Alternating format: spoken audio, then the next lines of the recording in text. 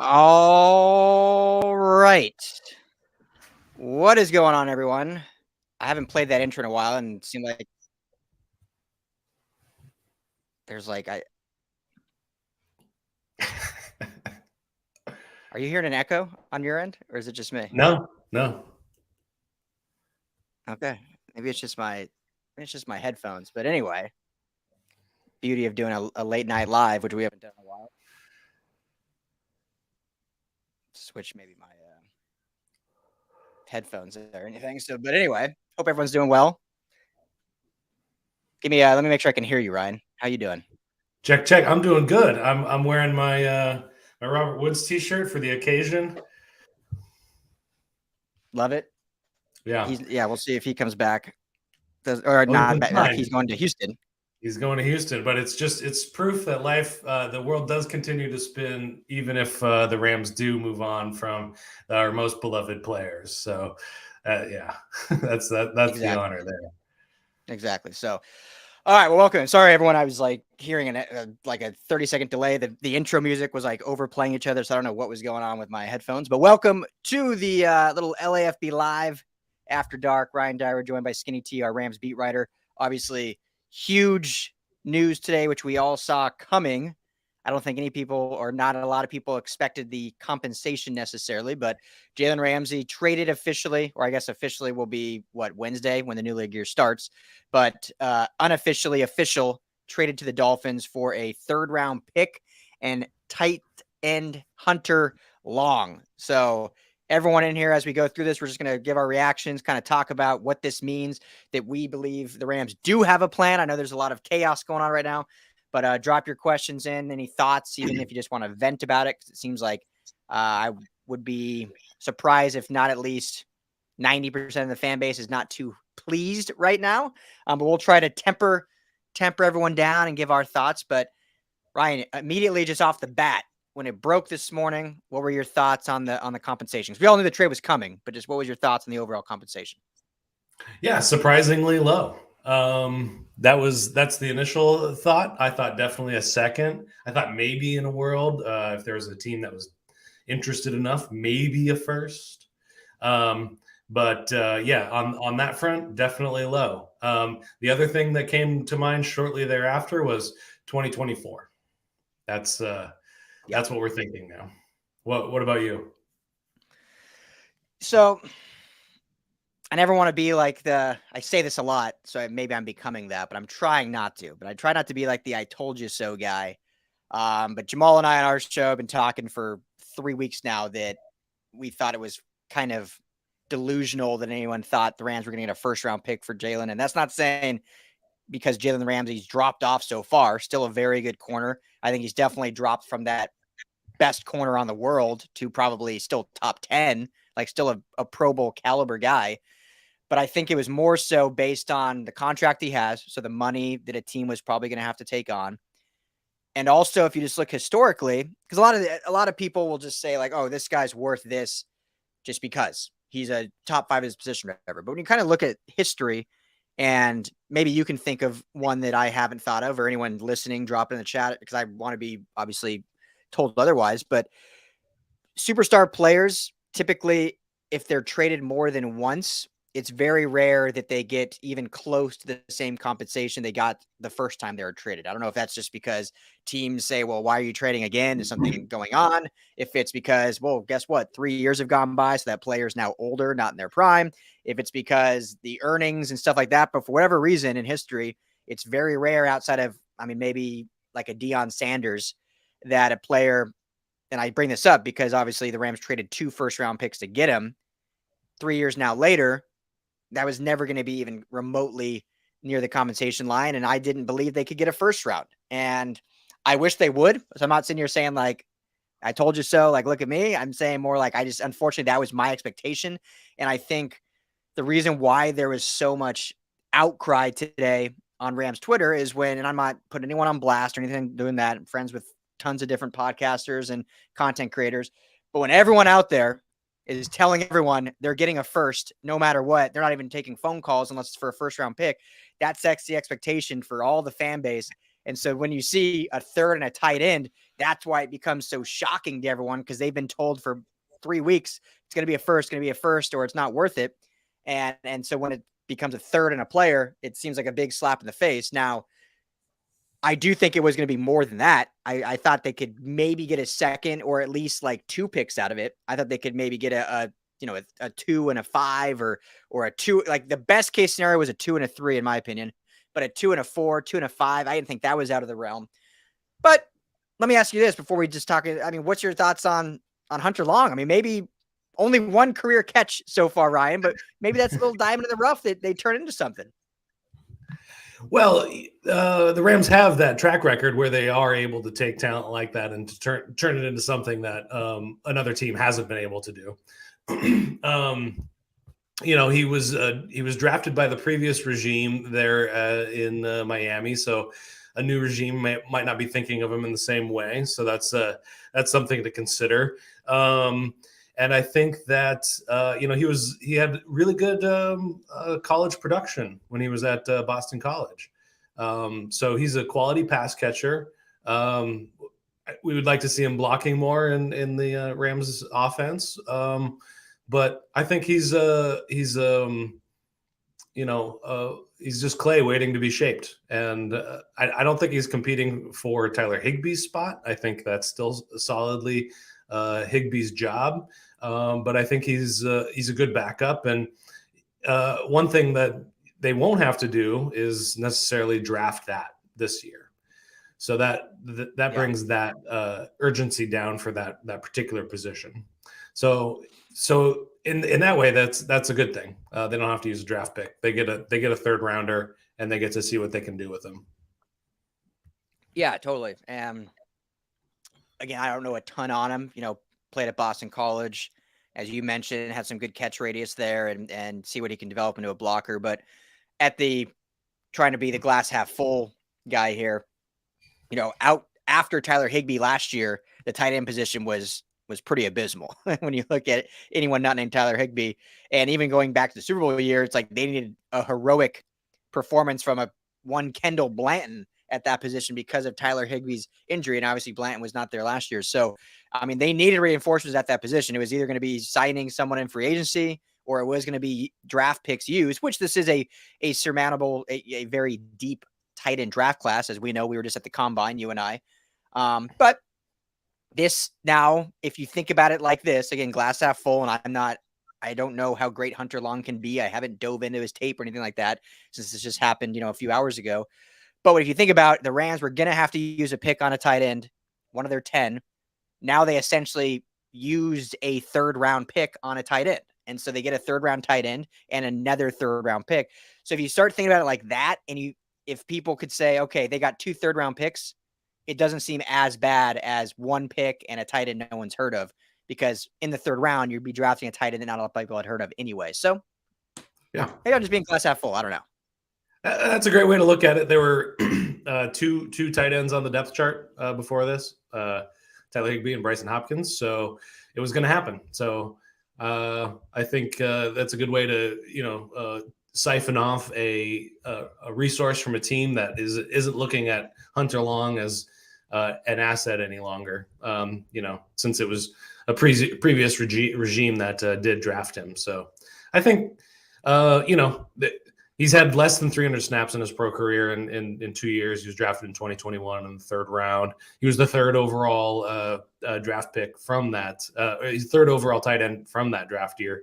But with under 300, pro snaps under his belt, there's not a lot that we can tell. So, like I said, he's completely unmolded at this point, and we'll learn a lot more come training camp, OTAs, and all that good stuff. Yeah, absolutely. So we'll dive more into him. We don't need to touch much on that. Is it? And any questions you have? I mean, this is just an open forum. We're just hanging out for 20 minutes or so. So I don't need to be leading this necessarily. But was it odd to you at all how happy Ramsey was, it seemed, to get traded? Or do you think it was one of those situations where he had a great time in LA, he embraced the city, won a Super Bowl, but just knew the relationship was coming to an end, and it worked out that he was sent to basically the next destination he wanted to go to? Yeah, I think it was kind of fire and ice, for him. I think that I think that's just kind of Jalen Ramsey's position. Is he's on board as long as you want him on board, and as soon as the switch is flipped, then he switches, changes this, he's happy wherever he wants to go. What I want to know is how is he praying? Because I need to check into what his prayers. I don't know if you saw his tweet that he's been praying for this for 3 weeks. So his prayers has got him, I don't know, like $50 million guaranteed. I need to lock into that. Yeah. I know. What kind of setup is he doing praying? Like, is he praying to the east, praying to the west? What's going on here? Anyway, some beads. I'm gonna get on board for that.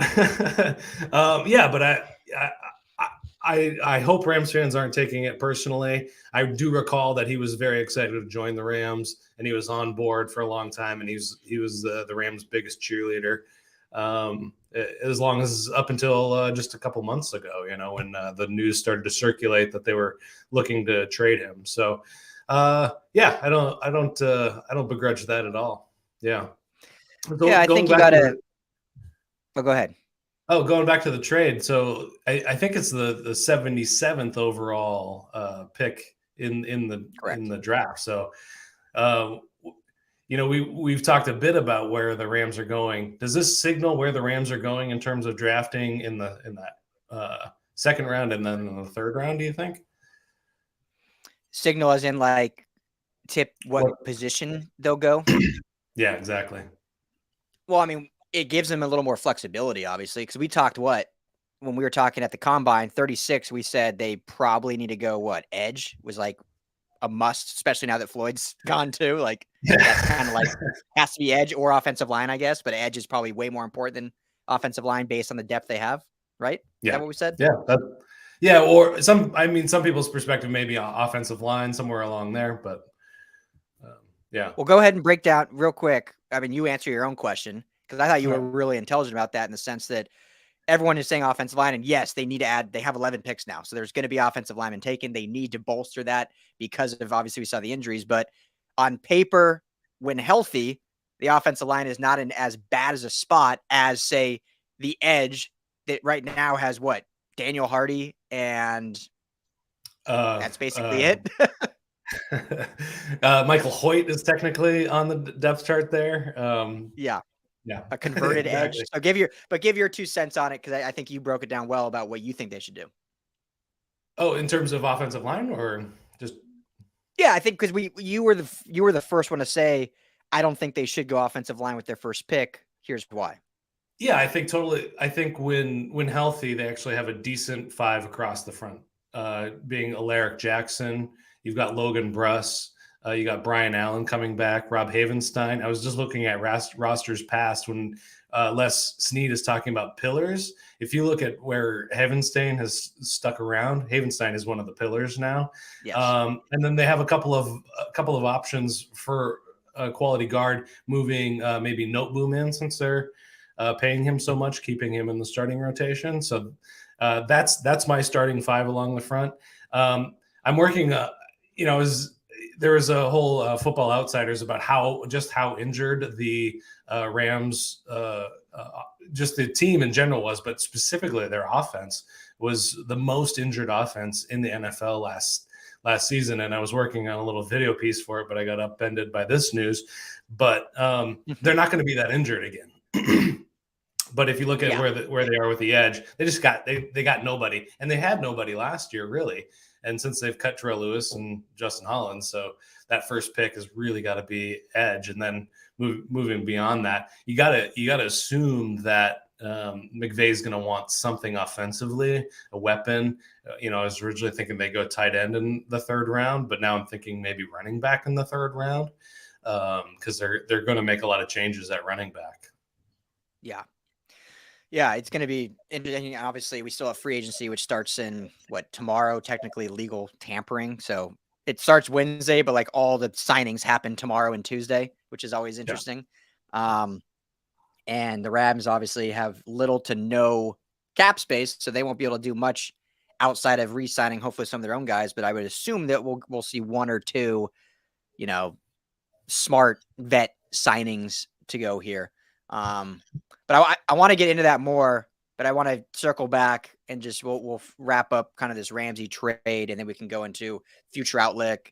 And a lot of fans concerned about what is this team doing. They were all in, even last year, trying to trade for Chris McCaffrey, trying to trade for Brian Burns, and then now you're selling the farm. What does that dictate? So I want to touch on that. But just lastly, going back to the Ramsey trade, does this – okay, how do I say – so would you consider this a terrible trade? I'll just point it like that. In this vacuum, this singular transaction, is this a terrible move, or is it essentially what had to be done and what they could get for him? Yes to both, if that makes sense. And that's why, I was on the fence about, are they, what is 23 going to look like? And after this, it's just like 24 is the only way we're going. So if you're just looking at it on its face value, trading one of the best corners in the game for a third rounder and a no-name tight end, essentially, is what he is so far. No, I mean, that's I don't think anybody would grade that in a passing grade. So yeah, what are your thoughts on that? Yeah, I mean, it definitely doesn't look great. And because I saw some people out there saying, and it was all speculation, but they probably could have gotten more with other teams, but they wanted to do right by Ramsey, so they took a worse deal to send him somewhere nice. They also didn't want to trade him in the conference. Exactly. Well. Like I think that's stretching and reaching and just being blinded as a fan, which is fine. That's what fans are, and that's what they're supposed to do. But I think that's a stretch just because, I mean, this is a business, and the Rams have proven time and time again that they're like, they don't care about feelings, right? Like they're just going to do whatever move they think they need to do. They'll cut ties, they'll cut losses, whatever. Now, I do think they recognized and what Ramsey did with his organization, and they did want to do right by him and send him somewhere competitive. I don't think that's a bad thing at all. But I don't think they went out of their way and said no to better offers to make sure he ended up in Miami. I just think you're not going to send him to an NFC team because you don't want to play him, and you realize how bad the NFC is. So even with all these moves, I think the Rams are still in a good spot to make the playoffs, as crazy as that is, because again, they're not going to be as injured as they were last year. And B, when you look at who else is competitive and who else you want to send them to and what your schedule looks like coming up, and you want to look at a team that you would only have to face potentially in the Super Bowl, that you could still get decent compensation for. And I know it doesn't look great to fans off the jump, but when that decision was made 3 weeks ago that they were going to move on and it leaked out that it was going to happen, at that point, you have to move on. And, it is what it is. And you wish you could get more, but it also hurts when teams know that you're moving on, because then your leverage is kind of lost. And I will say this, because I know I've been all positive and glass half full. That is the one thing the Rams seem to do often and less need, is they seem to, I don't know if you want to call it tipping their hand or whatnot, but it is known by everyone what they're going to do. And so I don't know if that hurts their negotiations or hurts their leverage. But when everyone in the world knows that they're getting rid of Ramsey, Floyd, Wagner, and most likely now Allen Robinson, it doesn't make them have much leverage in bargaining when the team says, okay, well, we'll just wait till you release them then, because you already said you're going to do it. So that would be our one negative of this situation, is like, it doesn't seem to always hide. They wear their emotions on their sleeve, if you will, which I guess we have that in common, me and them. Yeah. And I think that they're looking forward toward, 2024. And that's where they're a lot less worried about what they're going to get for 2023. Because if you look at this defense, there's, currently on contract, there's only a handful of guys that are bona fide starters, I would say. You've got Aaron Donald, Greg Gaines is Donald. You've got Donald, you've got Ernest Jones, you've got Jordan Fuller, and that's about it. That's about it. Yeah, that are proven, starting quality on contract. I mean, I think they'll re-sign Greg Gaines. I don't think they'll get A'Shawn Robinson back, but yeah, that's all you can build around really there. So defensively, they're not competing in 2023. So maybe they didn't, obviously it's better to get more, but I think, doing right by Ramsey was their big concern. And, look at who the Miami Dolphins defensive coordinator is. He's going to settle in perfectly to that Fangio defense. He's going to be such an asset there. Yeah. I'm curious how this is off topic, and I want to get to Dallas's thought here. But I'm curious how Ramsey and Fangio will get along. Fangio, phenomenal defensive coordinator, great mind. And I haven't heard this till as of recently, but a lot of former players have started not like anything crazy or publicly, but have started really saying they hated playing under Fangio, and he played favorites and ran things very political. I think it was more so when he was a head coach versus DC. But I can't see a guy like Jalen Ramsey loving that kind of hierarchy from his coach. But Fangio's obviously been in the league for 50 plus years or whatever, so I think he's well respected at minimum. But yeah, so this has been a thought. We've put it out in the universe back in, I don't know, October from Dallas here. Ryan, the Rams are taking a dump on 23 to try and be in position for Caleb after he leads USC to the Natty and hoists his second Heisman. That obviously, in my opinion, would be the pipe dream. I mean, Caleb, I cover him for USC, phenomenal quarterback. He's going to be heading into this year the unanimous number one. We'll see if that changes throughout the year, but as of now, he probably would have been number one this year, if we're being honest, out of all the quarterbacks. That's just how big of a ceiling and how ready he is. And he would look great in horns. My thought, and again, like I said, we've put that out there as hypotheticals last year, but my thought with that is you never, that's a fan thing and a hope.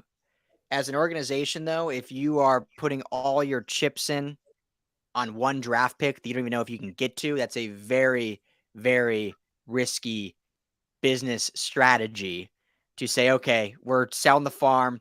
We'll try to stay competitive, but our goal is to go get Caleb next year, which is obviously a good goal, but no one knows if Caleb's going to get hurt this year, knock on wood, God forbid that happens, if he's going to take a step back, if the Rams can even get to the draft position they would need to go get him. So much changes, and it brings me back to, it's ironically enough, with the Dolphins, when the whole tank for Tua started, and everyone was like, oh, this, and then so much stuff changed. Obviously, Tua didn't end up being the first quarterback taken, because that's when Joe Burrow just lit the world on fire. And so it's just, to me, it's a bad strategy to say we're just going to throw in the towel for 23 to go after one guy in 2024. If that happens, that would be plan B, but plan A should still be, how do we rebuild this smartly? If we have to take a little bit of a step back in 23, but can still be at least competitive and exciting to watch. And then no matter what happens, we're still positioned in 24, whether we get Caleb or whether we don't, to still be competitive now for the next 3 years. So that's my thoughts. I don't know if you have thoughts on that at all. Yeah, it's hard to predict exactly how quarterbacks, even successful quarterbacks, are going to play in the professionals when they get there. Obviously, high draft picks rarely land in good situations, but even a guy like Trey Lance, still a lot of question marks around him. The San Francisco moved up to go get him. Highly touted prospects across the board have often not panned out. We just saw Carolina trade up to number one because they think they know the guy that's going to be the guy of the future. And, going back and looking at quarterbacks, it's kind of a coin flip. It's a really 50-50 kind of a proposition when you think about all the guys that were supposed to be Baker Mayfield. You just go down that list of number one quarterbacks that, some have made it, some have not. And there's no guarantees there. And that said, I don't think that Sean McVay wants to be in the position to have the number one draft pick. I don't think he wants to. We saw just how existentially hard last season was on him, watching his offense just stall, 3 and out after 3 and out. He does not like that. He wants an offense that's going to score more points. So he's good. I think they're going to win actually more games this season, just with injury luck and kind of the moves they're going to make on offense than they did last season. So I don't think unless they want to trade up to get Caleb. I don't think they're going to be in that position. Just for the, and I don't know if you really want to be in that position. So yeah. I don't know. Any thoughts on those?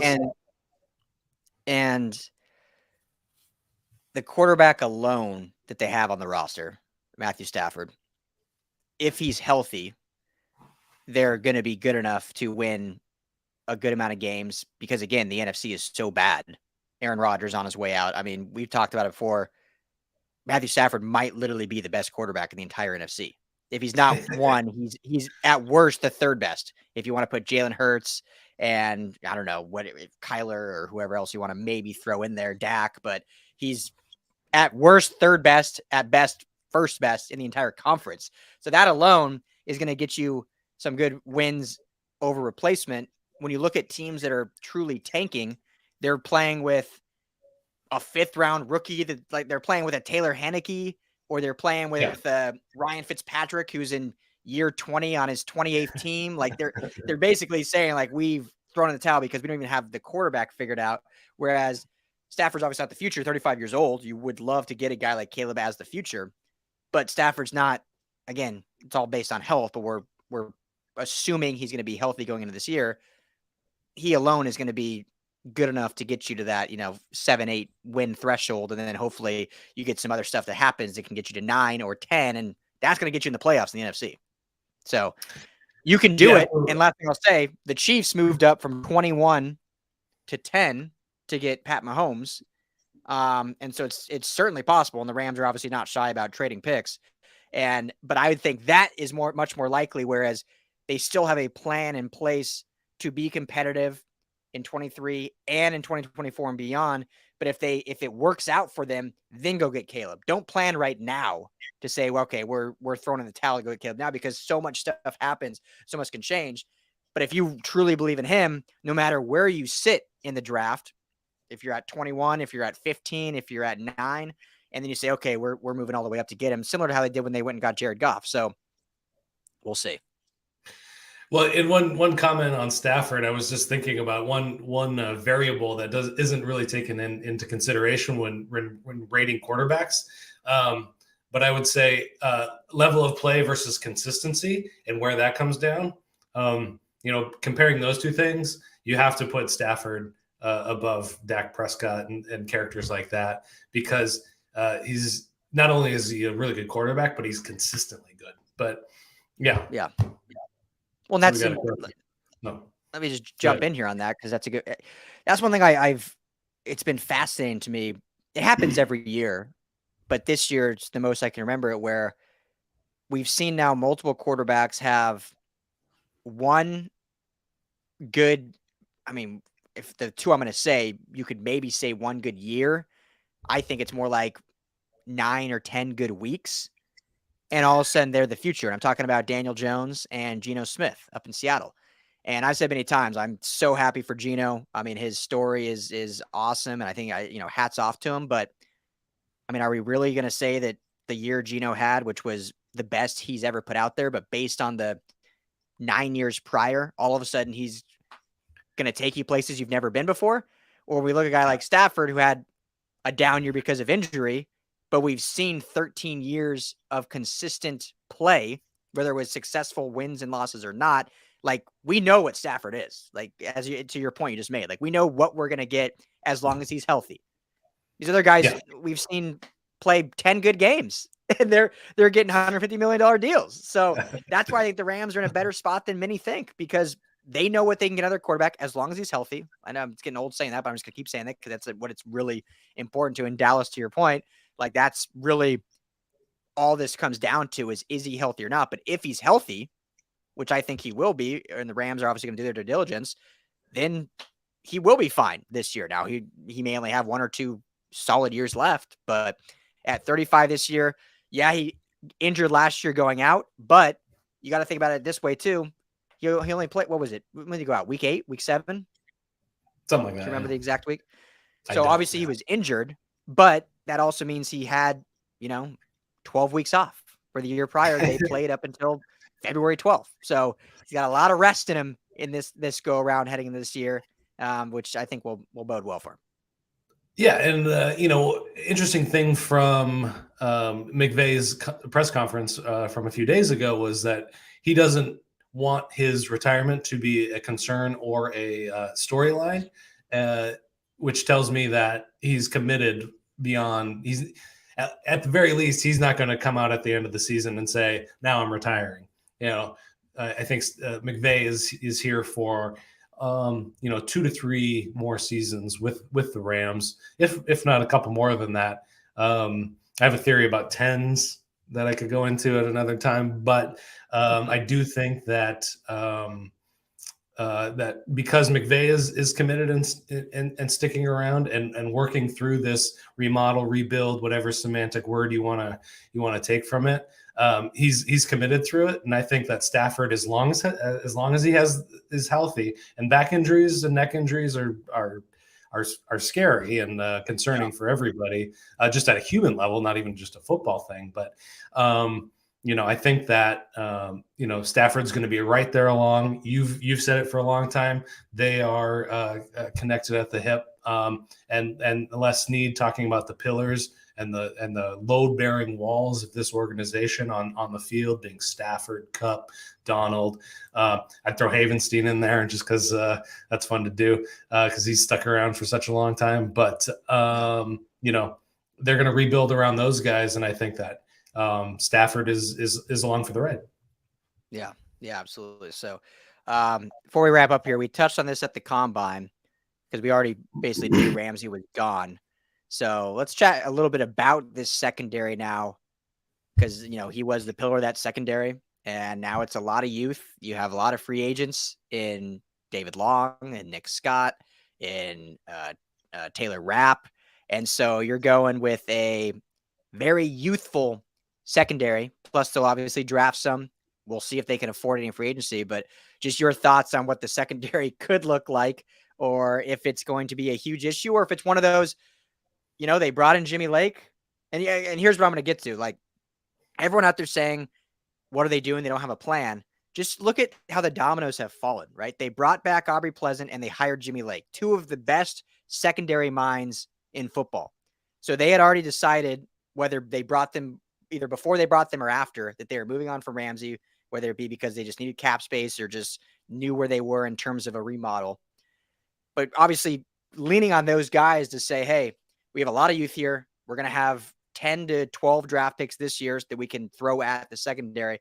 Now it's your clay to mold and get these young guys up to speed because, again, Lake and Pleasant are two of the best in the business when it comes to secondary. So anyway, I'll toss it to you on your thoughts of what the secondary could, should, would, might look like. That is the $100,000 question, so to speak. I mean, hopefully, fingers crossed, Jordan Fuller comes back fully healthy before the season because he's their best piece currently in the secondary. And I am a big Jordan Fuller supporter. I think he did a fantastic job. Everybody thought it was going to fall off after John Johnson left.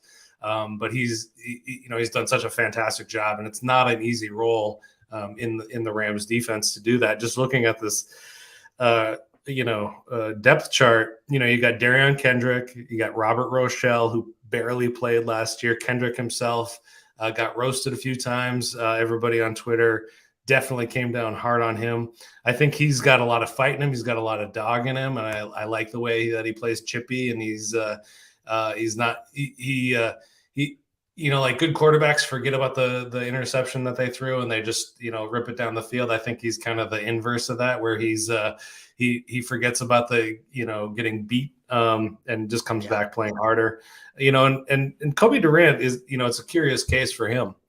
I don't I thought he would get a lot more playing time last year than he did, but I think the Taylor Rapp is probably gone, and I think they'll probably re-sign Nick Scott. And so I don't feel good about it.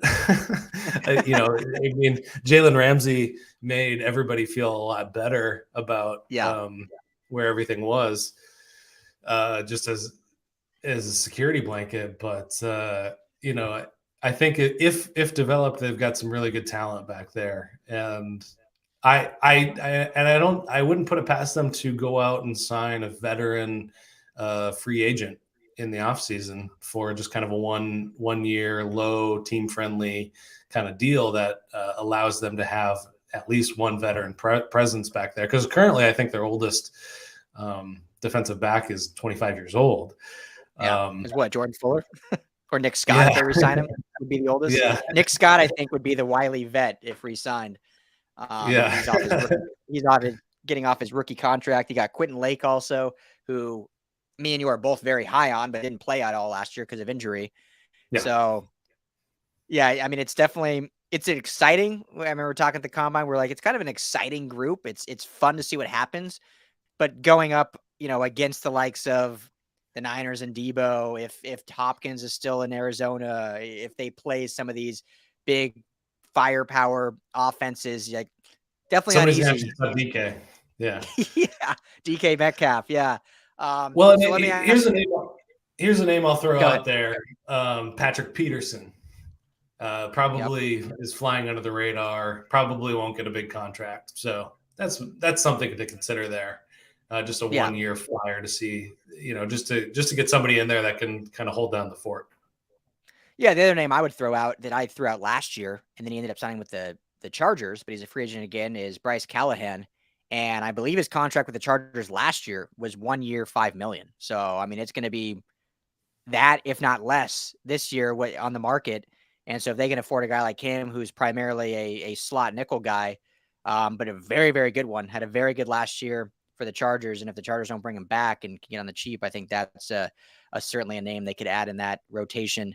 So let me ask you this. When you look at, I agree, free agency, if there is any money to be had, they need to get one secondary piece. When you look at the draft, 11 picks currently, does it make sense to try to fortify that position with late round picks, or do they need to just throw caution in the wind and say, let's give McVay and Stafford as many shiny toys as possible, and if we just, at minimum, we'll have a fun offense this year and shootouts. We might lose a lot of high scoring games, but at least it's going to be entertaining. We're setting our offense up, whether it's for Stafford or a QB of the future, and then we can build up the defense again in 24 and 25. Like, what would you do if you were Les Snead? I mean, it's so hard to say it in the third round. Like, I'm fully in on edge in the second round. Yeah, and then edge is a must. These two third rounders, it's going to be split. There's going to be a cornerback taken, and there's going to be some sort of offensive weapon. I wouldn't, tight end, wide receiver, running back. That I'm sure that's going to happen. You're not replacing Jalen Ramsey with a third rounder, from the 2022 draft. I mean, or 2023 draft. It's just not happening. So I don't know why they would go after that. I think like 2024 draft, getting one of the top cornerbacks out of that draft class, which I don't know anything about, but they'll have some people, I'm sure. Yeah, there'll be some good ones in there, I'm sure. I mean, I feel like they've drafted fairly heavy secondary the last few years. I don't know if it was to plan for this moment or what. And obviously some of them haven't totally panned out. I think David Long, there's a lot more hope of what he would become, and just hasn't really become that, which I don't think he'll be back if I'm being honest. But if it was me, looking at how this roster is, you get a vet corner in free agency with whatever little money you have, and then you have 11 picks. I mean, you're going to get a secondary with one of those picks. I mean, just because you have so many. But for my early picks, I'm going offense outside of edge. I think I agree with you. The 36th overall pick, you got to go edge just because you literally have two guys on the roster right now. Like, you need to get a good edge guys. And you can get some solid guys at 36, which, as everyone knows, it's almost like in the first round, basically 4 picks after. So, but after that, those 2 threes, I mean, I'm getting juice for Stafford and McVay or offensive line. And I'm just saying, all right, offensive line was abysmal last year. We're not going to be nearly as injured this year. Like, it's just mathematically, scientifically, whatever, cannot happen back-to-back years. And so we're just going to go out there and we're going to shoot to score 30 points a game and hope we get lucky sometimes on defense. We'll play real aggressive. And, we'll play like USC style defense, right? Where if we just need 4 stops a game, 4 stops, that's all we need. Give us 4 stops, whether one of those is a turnover or 4 punts, whatever it may be. but we're just going to put all of our resources into offense for 23. And then when we get to 24, then we'll stack up the defense because our offense is set unless we are deciding to go with a quarterback round 1. And then we're set for another 3 to 4 years in that window. So I think they do have a plan. That's what I would do. But I honestly am excited about where this team is. I know many aren't. And I don't know if I'm the right voice to reason for you. But I think, they built it up. They had a 5-year run of unbelievable success. 2 Super Bowl appearances, 1 Super Bowl win. Everyone likes to compare to the Patriots, but that's just an impossible model, what they had. I think it's so rare when you see a team have 5 straight winning seasons and what they were able to do. And so now you have an off year last year. You have a remodel year this year, and then you get back to the all-in pinnacle in 24. And I think Jamal and I have talked about this, in 23, if you can get to that 8, 9, 10 wins, that gets you in the playoffs. And once you're in the dance, anything can happen. You never know. Now, not saying they're built to win the whole thing, but if we go into this year, have some fun, win a playoff game, that's a pretty successful 23 campaign. And then you're set up nicely for 24 and beyond. So I don't think all is lost, Ramley. I think it's a dark day. It feels because Ramsey traded, but I don't think all is lost. One thing I wanted to know is do some of the Rams fans feel like a lightness? Do they feel like maybe a little bit of relief now that this has happened, or is it just all dark? Yeah, if you're on Twitter, it seems all dark, I would say, but that's a very dark place. Yeah, I feel lightness because now it's just done. Okay, now we can move on and not have to have that cloud of what's going to happen, what compensation it's going to be. So, yeah, it is what it is. So Ramsey traded, 3rd round pick, and Hunter Long, tight end, coming to the Rams. Let us know your thoughts. If you didn't already, hit us up on Twitter at Ryan Dyrud, LAFB, at RL Anderson, LAFB. You can text us. Text RamsHouse to 31032. Let us know what you're thinking there. Let us know if you're already giving up on the season, if you're excited to see what happens in free agency and the 11 draft picks. If you think this team can surprise people in 23, if you're throwing it in for 24, anything you guys are feeling, we'd love to hear from you and talk about it in the future. So any closing thoughts or remarks, Ryan, or anything we didn't get to you want to cover quickly? Just remember, the world continues to spin, even without Robert Woods, even without Jalen Ramsey. We're going to make it through. We got smart people at the helm of the Rams. Consider yourself lucky. There are some fan bases that don't have that. So, you got Cooper Kupp, you got Aaron Donald, you got Matthew Stafford. Count your blessings instead of all the things that we've lost over these years. Hang in there, and we'll see what happens next week with the free agency. Yeah, exactly. So shouldn't all be doom and gloom, even though it feels like it. At least we're in the news. Some teams are forgotten. They're even an NFL team, and the Rams are never forgotten. They're always in it for something. Some beat writers get to have a Sunday off. Yeah, exactly. We have no days off. I'm like, of course, this happens on a Sunday when I'm trying to go out to. We went out to visit Brittany Betts and Deontay, Rams fan of the year, out at the swap meet. So we were out on our way there when the news broke. So I had a fun convo with them, and but I was like, of course, we couldn't. How are they? Just get a true day off. How are the McReynolds? Not happy with the trade. Okay, but they're good. Yeah. If you want to visit, anyone out there listening, visit our Rams fan of the year and Brittany Betts. You can go to the Santa Clarita swap meet, and they're out there hustling. New little business venture for them. So it was fun. It was cool to see them. We got some weights. Tide Pods or something. Tide Pods. We got a little weight set. We just got a Peloton. So we got some weights now. Wow. Yeah, I'm coming up, dude. We got a Peloton 2 days ago. I think Monica literally went through the Amalfi Coast an hour ago, biking and trying to get healthy, trying to shed some lbs and get a little healthier. So my life's good, Rams, the sky's not falling. We're all right. So I'm excited though, bro, to see what's going to happen. And the last thing I'll say, and this is where I was thinking when this happened about our conversation when we were in Phoenix at Radio Row with our good friends from the Pro Football Network, and they were just slamming on the Rams about how they're going to be bad this year and about Stafford and this and that. And I was like, they're probably And actually, our guy that was slamming the most is a Dolphins beat writer. So I'm sure he has an article out there ripping the Rams about getting no compensation and about how the Dolphins just fleeced the Rams. But hey, we'll see who ends up having the last laugh, because let's be real. The AFC is so stacked. Even with this trade, the Dolphins are probably still the 9th best team in the AFC, the 8th best team in the AFC. And the Rams, even with this trade, are probably right now, the 5th best team in the NFC? So they'll probably have the last laugh and get a playoff win. So that's what and the Rams have a better quarterback than the Dolphins do. Exactly. I don't care what they say. I don't think anyone can truly argue that. Even when, and this is, I love Tua as a person, so this is those shots, but even when he was having his good stretch last season, it was, I would watch games. I'm like, all right, it's not like he's controlling these games. It's like great play calling. He's got tons of weapons around him. Like, he was playing well, but it was like he was out there, like, controlling everything. So I don't know. That's a different conversation. So Rams, I think, are still in a better spot than Dolphins just based on their competition level, which is crazy to say. 100%. Yeah. Based on rosters. So anyway, we'll sign off for that. Thanks everyone that jumped on with us and listened to us vent for a while. Ryan Anderson, Skinny T as we call him. I'm Ryan Dyrud. We'll have, 8 LA football shows coming at you this week. So me and Jamal will touch on this as well.